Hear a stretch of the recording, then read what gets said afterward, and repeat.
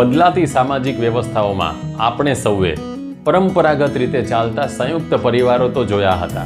તે પછી છેલ્લા બહુ જ બધા વર્ષોથી નોકરી અને વ્યવસાયોની તક જ્યારે વધી, શહેરીકરણ વધ્યું, ત્યારે આપણે સૌએ વિભક્ત કુટુંબો જોયા. પરંતુ આ બે સિવાયનો ત્રીજો જે પ્રકાર છે તેનું પ્રમાણ હમણાં ખૂબ વધી રહ્યું છે, અને આ ત્રીજો પ્રકાર એ છે સિંગલ પેરેન્ટ ફેમિલી. હા મિત્રો, સિંગલ પેરેન્ટ ફેમિલી કે જેની અંદર બાળકનો ઉછેર માત્ર માતા અથવા તો માત્ર પિતાની પાસે થતો હોય છે.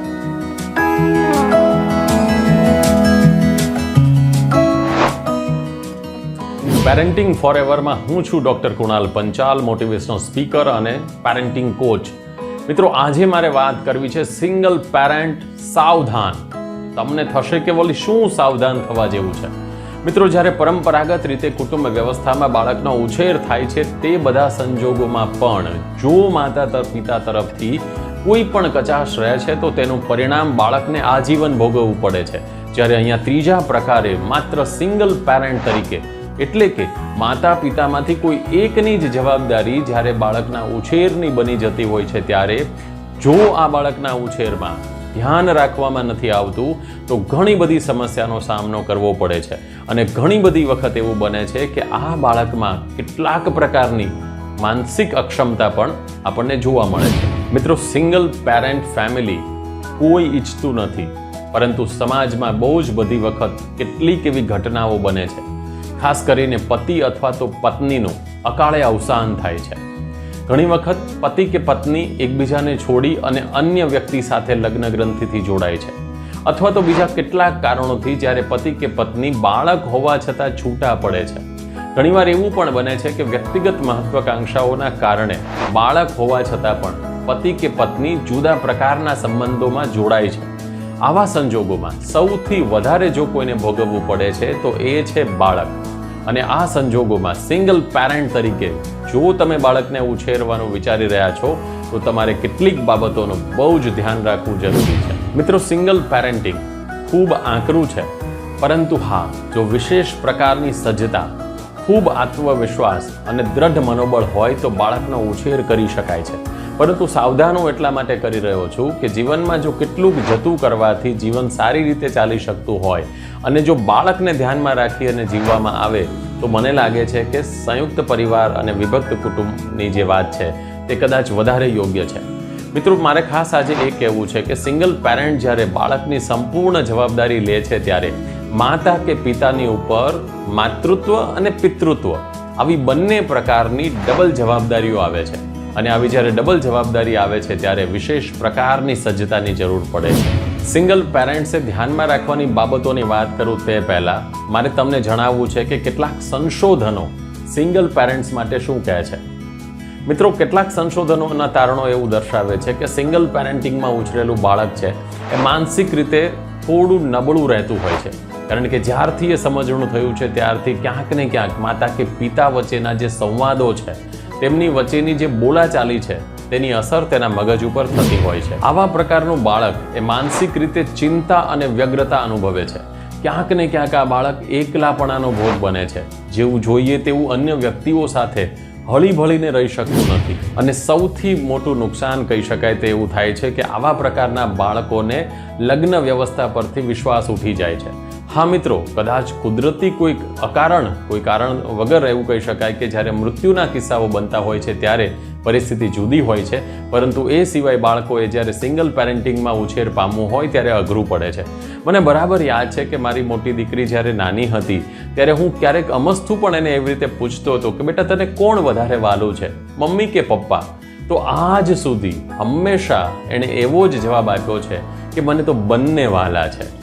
મિત્રો, સમજી શકાય એક બાળકની માનસિકતાને કે એક બાળક માટે તો તેના મમ્મી અને પપ્પા બંને સરખા જ હોય છે.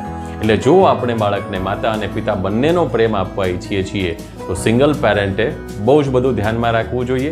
શું કરવું જોઈએ સમજાવું. મિત્રો, સૌ પ્રથમ વાત કરું છું સિંગલ પિતા માટે. જો તમે સિંગલ પિતા છો અને તમારા દીકરા કે દીકરીને ઉછેરવાની જવાબદારી તમારી છે તો માત્ર પૈસાની પાછળ ન પડ્યા રહેતા ઘરમાં ખાસ કરીને દીકરો કે દીકરી જે ઉંમરના છે તેની જે જરૂરિયાતો છે, માનસિક જરૂરિયાતો જે છે, પ્રેમ છે, હૂંફ છે અને આવેગોની જે જરૂરિયાતો છે એને આપણે અચૂક પૂરી કરવી રહી.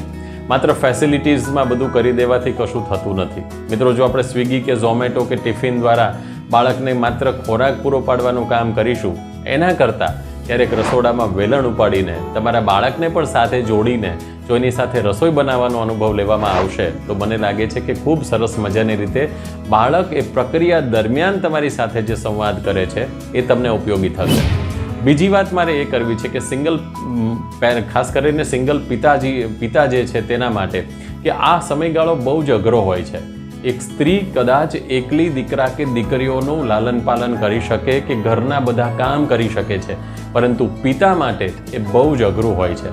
કારણ કે નોકરી કે વ્યવસાય કરવું એ કદાચ શક્ય બનતું હોય છે, પરંતુ ઘરકામ કરવું એ આજે પણ પરંપરાગત રીતે પુરુષ પ્રધાન સમાજ વ્યવસ્થામાં ક્યાંક આપણને અઘરું પડતું હોય છે.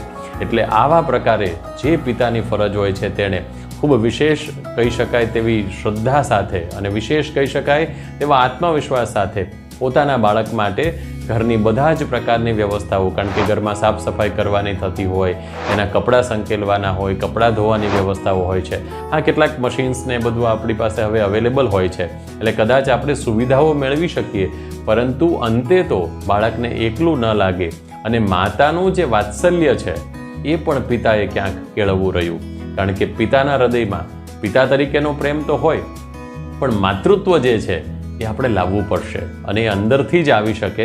બાળકમાં એટલું ઓતપ્રોત થવું, અન્ય કેટલીક બાબતો જેમ કે મિત્રો સાથે ગપ્પાઓ મારવા, બહાર જવું, એકલા ફરવું, આ બધું જો તમે ટાળી શકતા હો તો તમે સિંગલ પેરેન્ટ તરીકે, પિતા તરીકે તમારી ભૂમિકા બરાબર બજાવી શકશો. હવે હું વાત કરી રહ્યો છું સિંગલ મધર માટે. જો તમે સિંગલ મધર છો અને તમારા દીકરા કે દીકરીનો ઉછેર તમે કરી રહ્યા છો તો સૌથી મહત્વની વાત એ બને છે કે તમારી આર્થિક સદ્ધરતા હોવી જોઈએ. મિત્રો, હવે પછીના જે મોંઘવારીના સમયમાં આપણી જ્યારે આટલી બધી જરૂરિયાતો વધી છે ત્યારે જો તમે આર્થિક રીતે સદ્ધર નહીં હો તો તમારો લાભ ઉઠાવવા માટે દુનિયામાં કેટલાક લોકો છે તે તૈયાર હશે અને પરિણામ સ્વરૂપે આ શોષણથી બચવા માટે તમારે અભ્યાસ કરવો પડશે. જો તમે અભ્યાસ કર્યો છે તો તમારે કોઈને કોઈ કામમાં કુશળતા મેળવવી પડશે. તમે સીવવાનું કામ કરો, તમે બ્યુટી પાર્લરનું કામ કરો કે બીજા કોઈ પણ પ્રકારનું મહેનતનું કામ કરીને પણ નીડર બનીને દ્રઢ મનોબળ સાથે તમારે તમારા બાળકનો ઉછેર કરવો પડશે. એક વાત જે છે તે માતા અને પિતા બંનેને લાગુ પડે છે અને એ વાત એવી છે કે જ્યારે પણ બાળકની સાથે સિંગલ રહેવાનું થાય છે ત્યારે તમારા ભૂતકાળની ઘટનાઓ જે છે તેને વાગોળવાનું બંધ કરી દેવું જોઈએ.